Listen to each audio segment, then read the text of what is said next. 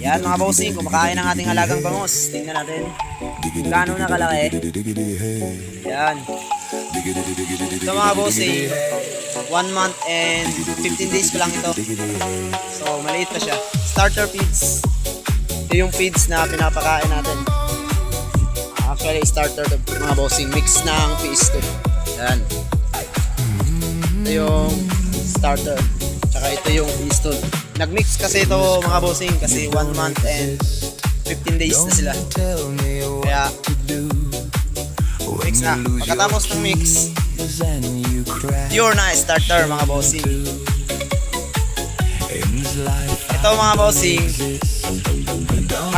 ma-harvest to mga bossing nasa ano pa, December, pang Christmas party. Ganun. Medyo mahina lang yung alon dito mga bossing.